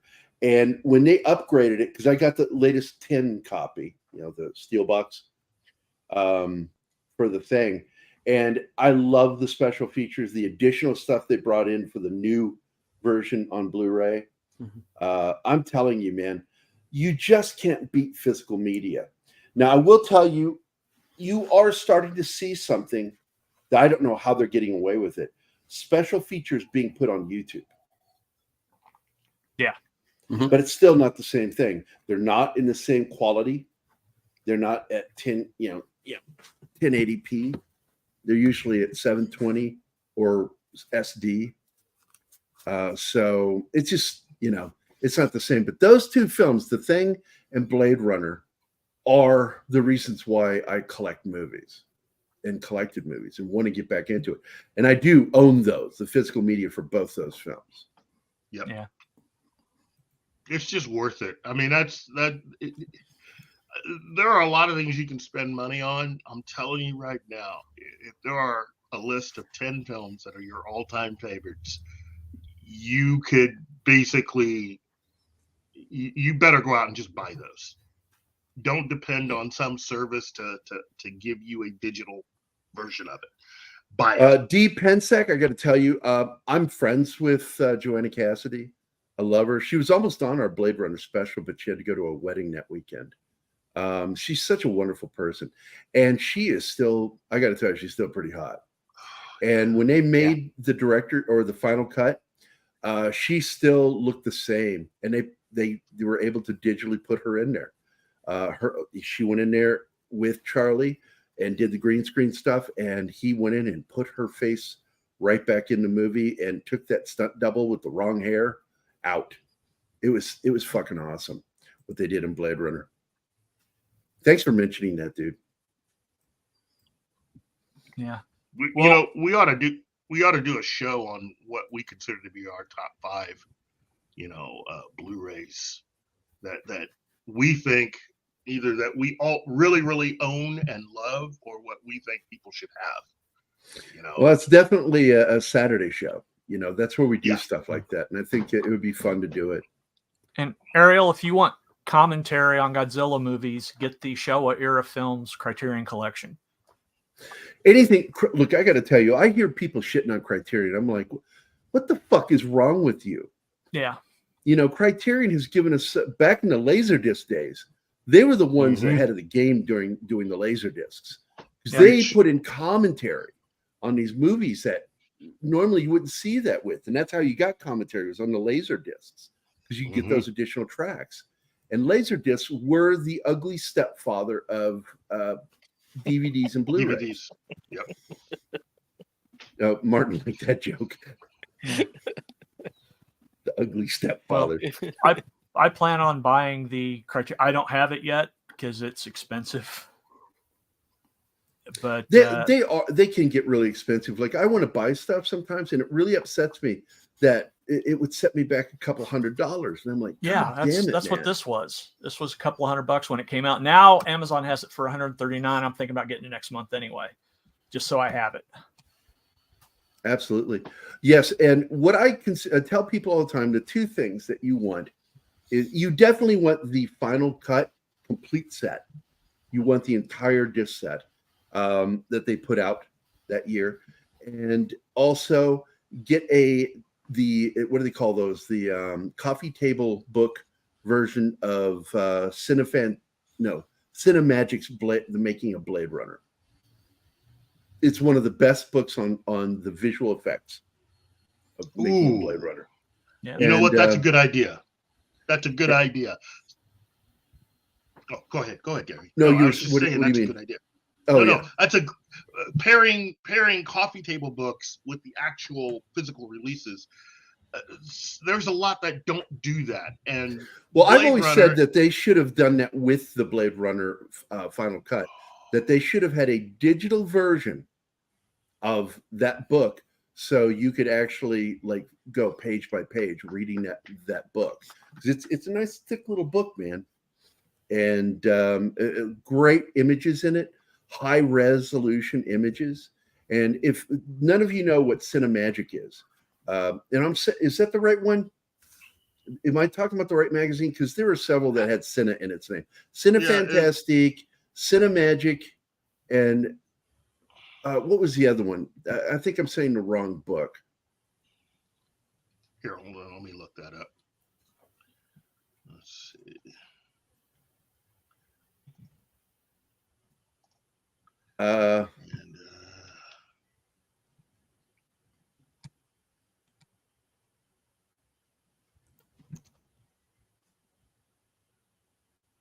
looking it up right now just to see if I can find it.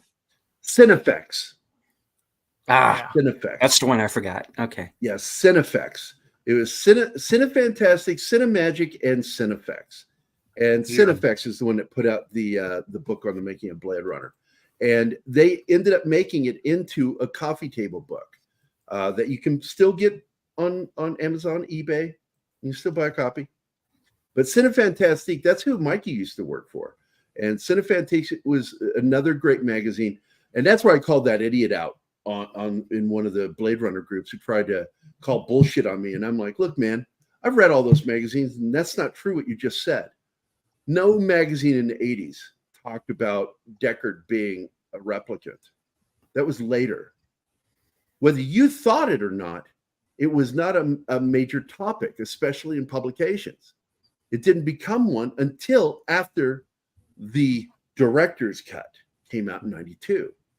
And then people started talking about it. And then a year later, or 2 years later, Future Noir came out, The Making of Blade Runner by my friend Paul Salmon. And Paul and I've talked about this, and we both pretty much seem to concur that nobody but Ridley talked about that. And Ridley didn't talk about it openly because he was so separated from Blade Runner because he was fired. And he did not do very many interviews about Blade Runner in the 80s. And he wasn't interested in the director's cut. He slept through it.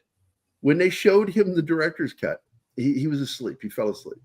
He wasn't interested. I do love how Godzilla skyrocketed Raymond Burr's career. Yes. In 1957, because of what he did in Godzilla, his name got thrown into the list of people for Perry Mason. But a lot of people don't know that Perry Mason itself was also ended up as another show because they tried to make it as a daytime soap opera. Yeah. And they did make it. They did make it, but they changed the name. And it was called The Edge of Night. That was meant to be a Perry Mason series. The Edge of Night. The Edge of Night.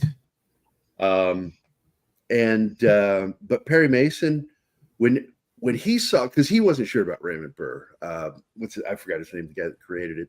God, his name just escaped me. Earl Stanley Gardner. Earl Stanley Gardner. When Gardner saw him, he was like, he's portly and blah, blah, blah. But then he saw his test and he's like, that's Perry Mason. He's got it. He's nailed it. He's very happy. And he appeared in the final episode. A lot of people don't know that he plays the judge in the very final Perry Mason episode. And Cool. I do love how Godzilla skyrocketed and demanded and didn't get Godzilla Returns into a comedy. Yeah. I didn't like that. I did as a kid, but once I became an older kid and then an adult, I'm not a fan of the Godzilla comedies. I'm just not. I don't like the silly Godzillas. The Heisei era of Godzilla isn't as strong as the Showa era Godzilla films. Well, they gave him ping pong ball eyes too, which is really weird. Remember that? See, the big round eyes with black circles. It's really weird looking. He looked like a Muppet. Yeah. Made me think of Jake and the Fat Man. Good show. But Jeff PDX1 laughs. I had that same Deckard is a replicant argument with some chump on Reddit. He actually challenged me with a $100 donation. I instantly said, bring it, and showed him every issue of Starlog. Yeah, it's like I have on my computer every issue of, there's Fantastic Films. I have every issue of Fantastic Films. I have every issue of Starlog. I have every issue of Cinefantastique. I have every issue of Cinefex, Cinemagic on my computer, and I have half of the issues of Fangoria. So when somebody tries to come up and tell me that shit, I'll fucking go pull up every issue that mentions that movie. And go, well, I just looked. You tell me where it's at, because I can't find it. Yeah, I think you're fucking lying. So I called that guy out, and he never came back into the group. Never done talking shit. Stupid people. And look, if your opinion is that Deckard is a replicant, that's your opinion. Okay? Yeah. But what I won't tolerate is people who tell me that if the director says it's so, don't understand how movies work. Because the director says his movie's a hit. And if it's not, then it's not. Not because he says so. That's stupid. That's a dumb fucking argument. My movie's the greatest movie ever. Fucking directors. Their job is as an attorney to make their case. Yeah. That's all they're doing. And the audience is the jury and judge and executioner sometimes. Yeah. And nowadays, a lot of these younger directors decide. These younger directors are just get mad when people and blame the audience. You mean like what's her name? Elizabeth Banks. Yeah, Banks, yeah. And the one from The Witcher and the one from Secret Invasion. Yeah.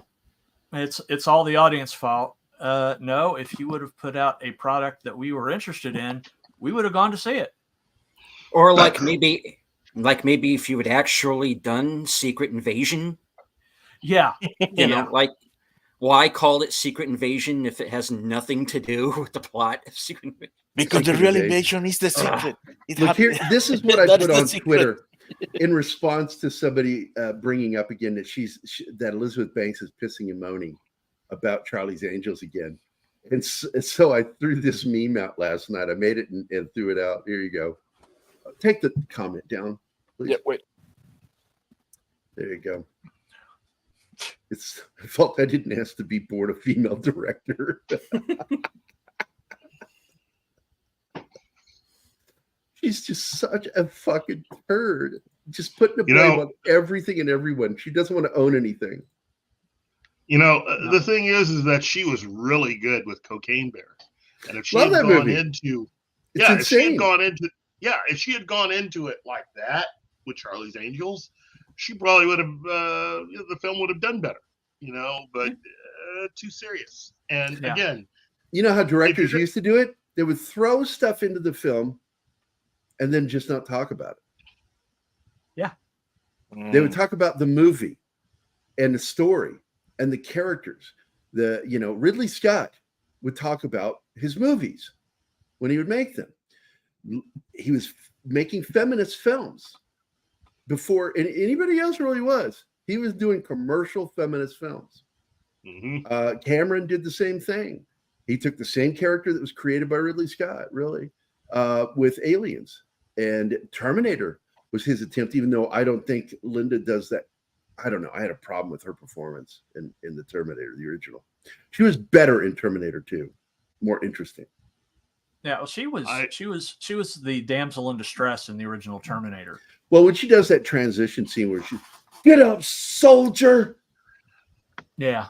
If that was said to me, the look I would give was this one.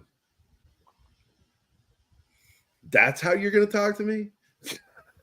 Yeah. Get up, soldier. Dumb. I thought it was dumb writing, and it was performed badly. But I still love the film. You don't see the makers of the John Wick films having to tell people, it's not our fault, or they never have to apologize, because they, no matter how bad that John Wick 4 was, I still love the previous films. They make good films, except for 4. And they don't spend outrageously on their movies. Again, Indiana Jones, the latest Indiana Jones movie, the cost of that film is basically the amount of money it took to make all 4 John Wick films. Yeah. What was it Disney said they've lost on Lucasfilm so far? 200 million? Or was it more than no, how much was it? Basically, more than that. Yeah. How much was way it? more than that. I'm asking. How much was it? 4 billions. No, that's what. No. That's just what KK lost on the freaking parks. Yeah. No, in the hotel. And the hotel. that's part of the park. Just the hotel. Yeah, just the hotel. That cost them $4 billion, which is pretty much what they paid for everything. Which means that all of this stuff is pretty much moot, because they haven't really made any money. Yeah. I mean that. Oh. Yeah, the only 2 films that she turned some money over with was Rogue One and Force Awakens. Yeah. Now I heard. Now I don't know how accurate this number is, but I heard before Rise of Skywalker that they were down about 200 billion. That was it. 200 billion. Off of. I said 200 million. It's 200 billion. Yeah, they were off. They were there. That's how much they lost on Star Wars for the prequels and the changes they made, that Disney made. That's how much Disney's lost on their purchase of 4.5 billion. Disney Sheepherder is here with a stopping by to lick the like button. Make sure you disinfect it after Disney Sheepherder's gone. And there was a version of the script that was floating around. I don't know if it's what they ended up using. I just don't care, to be honest with you. John is suffering from, I don't know what the fuck that was. I think it might have been, I got to be honest, I think it's Universal that made that film suffer, because they've got shows coming out and they wanted the film to go a certain way, and they went too far over the top with it. That was the thing. I liked the restraint the previous films had in their action. In this latest film, it got stupid. Him not being able to get that up that hill with that bulletproof vest was the biggest, dumbest fucking thing I'd ever seen. It was frustrating to watch that. Not enjoyable. Yeah. Not anxiety causing. Frustrating, because it didn't make sense and it was dumb. First of all, the bulletproof jacket won't last that fucking long. No. It's only going to take so many hits, because everything he's getting hit by, he's feeling. His body's only going to take so many of those hits.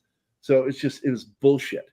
I had problems with that. I had problems with the over-the-top Arc de Triomphe scene where they're going around in circles with CG cars. That was ridiculous and over the top and just unbelievable.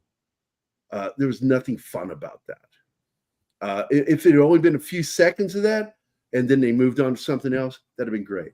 But no, I don't even want to get into John Wick on a horse. So what is going on there, I suspect, has to do with the new shows, and that they were pushed or forced to go this direction.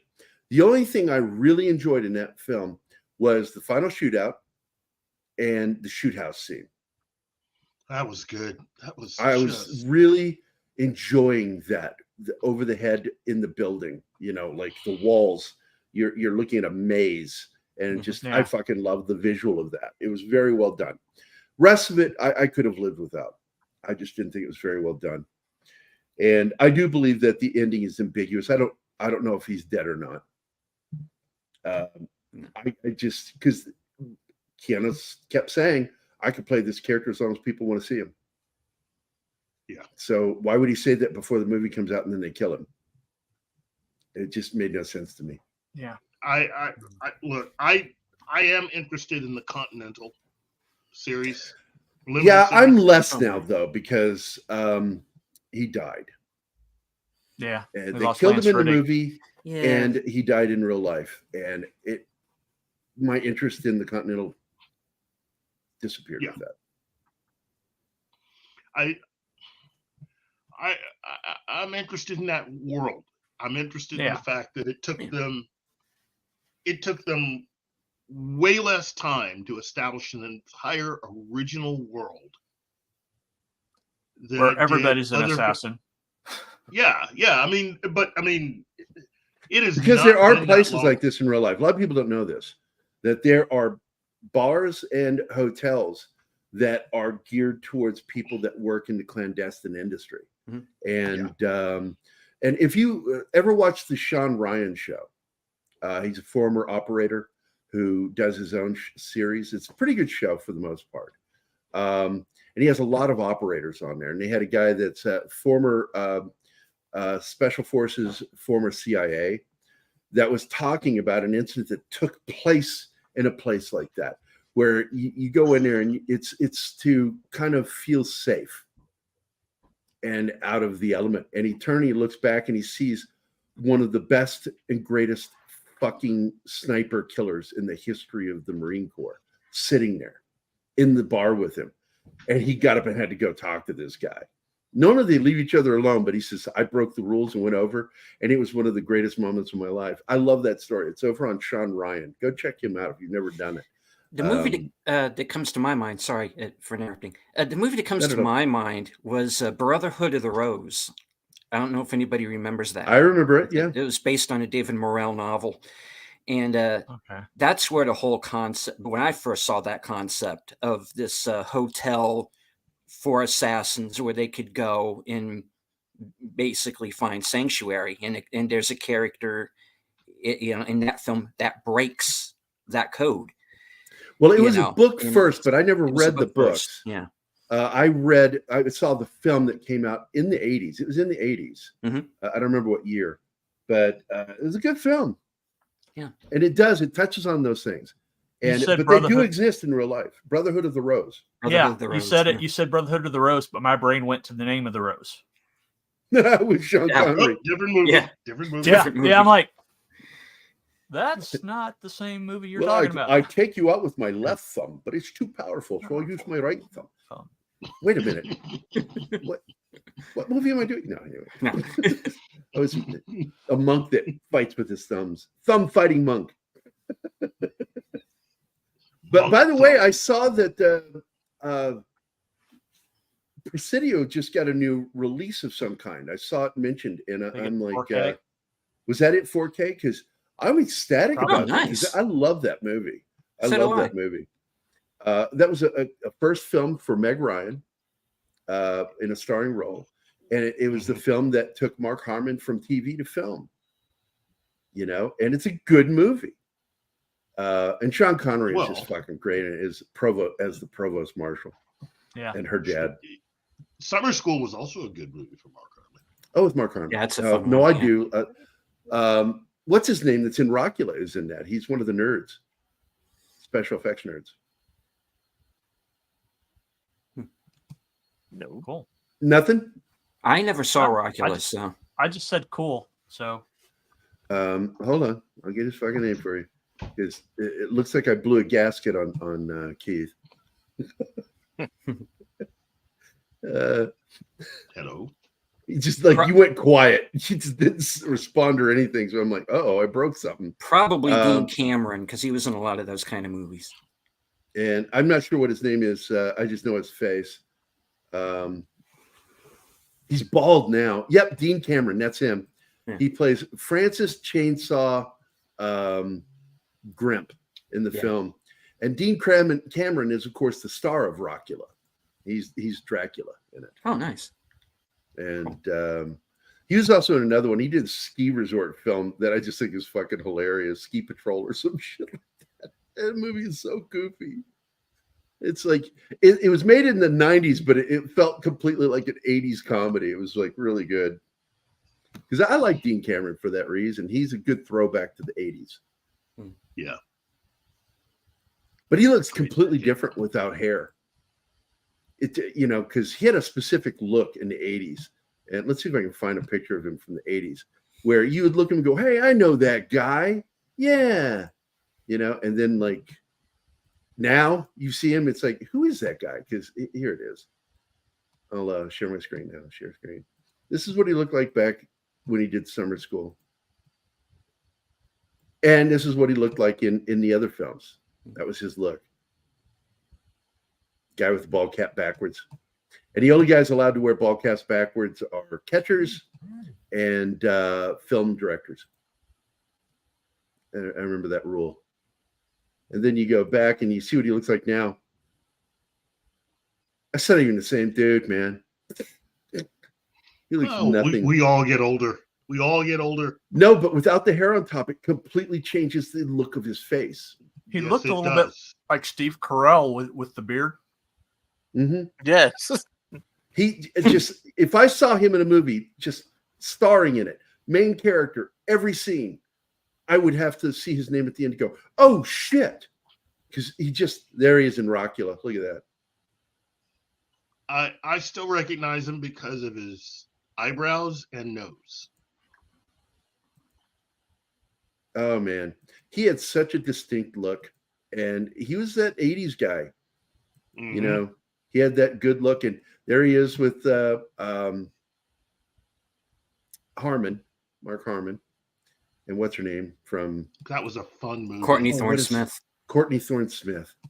That was just a fun film. She was a hottie. Oh my God. Yeah. When she was on Jim Belushi's show, come on. What was that show called? Something about Jim? According to Jim. According to Jim. The World According to Jim. Yeah. I'd watch that show for her. And the girl that plays her sister. Oh. Hubba hubba. Yeah, hubba hubba hubba. But anyway, we've reached the end of the show. Anything else we want to talk about? Because we talked about IMAX, Mission Impossible. We talked about Pee Wee Herman, Paul Reubens. Rubenfeld, his real name. I never knew that until today. That's wild. Box office poison, Courtney Smith. Yeah. Oh, I don't agree with that necessarily. I don't know. Is that something? She's fun to look at. She's fun to look at. I know she was in a movie and she was on Conan O'Brien and what's his name? Norm Macdonald just started sort of digging into her a little bit. It's so fucking brutal. Go find it. It's Norm Macdonald, Courtney Smith, and Conan O'Brien. And he's just sort of shitting on her movie. He says, because it's got Carrot Top. And he starts mocking Carrot Top. Oh, jeez. And she couldn't think of a good, clever name for it. And he came up with one. And she just kept turning and smiling at him like, oh, my God, you were destroying my interview. Norm Macdonald is just, my God, he's a boss. In video game language, you know what I'm talking about. He is a boss. And that guy can wreck a world. I told you what he did to, what's his name? Mr. Peepers' character. God. The SNL actor whose career went to shit. And he was considered a louse by a lot of the people that left Saturday Night Live. They hated him. Played Mr. Peepers, eating apple, and he also was avocado Catan. or whatever the fuck. Catan. Something Catan. Yeah, it's Catan. He just would shit on Catan, just shit on him on the set, right in front of him. And he would get mad about it, and it would just make Norm find it even funnier to keep doing it because the more mad he would get. And like they were doing the Twilight Zone episode where they pull the bandage off and she's beautiful, you know, and it's what's her name, Little Miss Hepatitis that married the drummer from rock band, big boobs, blonde. Pamela Anderson, guys, come on. Yeah, thank you. Pamela Anderson and Tommy Lee. Yeah, but I was talking about Pamela Anderson. She was on SNL. They were doing that skit, and all week when they were doing rehearsals, Catan was losing his shit with Norm because he wouldn't get into the character. He would just read the lines in his own voice. And finally, at the last minute, you know, right before they go live, Catan is apparently hitting on her, like saying, "Oh, we should go hang out sometime." Blah blah blah, you know. And Norm turns to him right before they go live and goes, "Oh, you know he doesn't mean it because you know Catan's gay, right?" And then turns back to the camera, goes right into doing Rod Serling, and it's so brutal. They said you could see it on Catan's face right when they went live. Like, what? Norm Macdonald was a beast. He was an assassin. Come on. Yeah, he was. He was so, and people, you know, didn't understand just how smart he was, how intelligent he was, because he would say things to make you think he was dumb, but then he would say things, and you were like, "This guy's well read."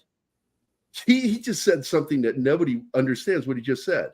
I'm like one of probably 10% of people that got what he just talked about, you know, and I love that about him. He was probably one of the single most influential comedic minds in my life outside of Johnny Carson and Don Rickles. Because just Norm Macdonald came out in the 80s and hit me in a way that just, because I was doing an impression of him, didn't even know. I was talking like him. I do this voice just like this. Hey, what are you talking about? You know? And somebody says, "You sound like Norm Macdonald." I'm like, "Hey, who the fuck is Norm Macdonald?" I didn't know who he was. I'm like, "Who?"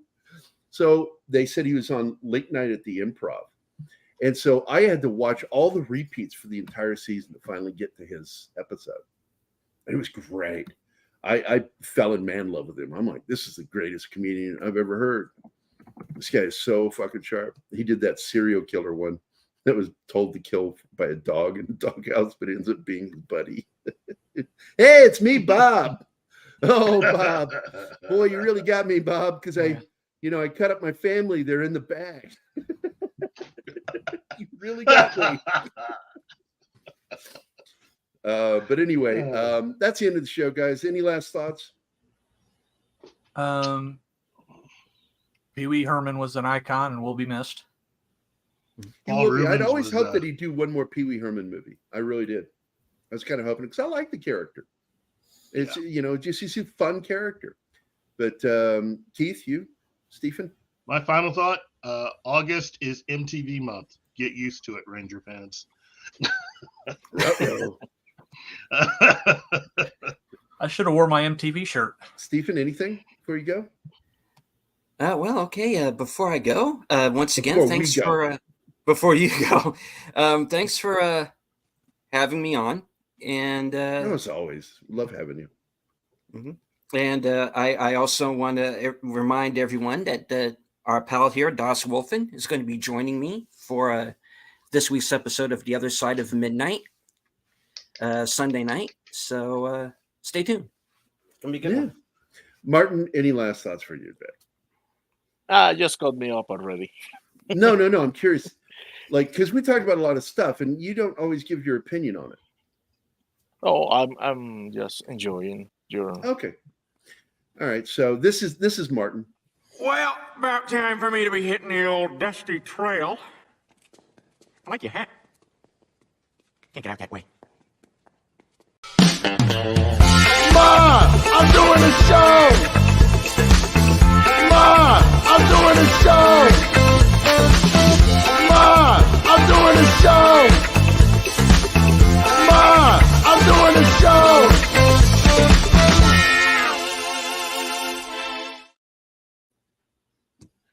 Oh, nobody. We are still here. Hey, bye, guys. Fuck you.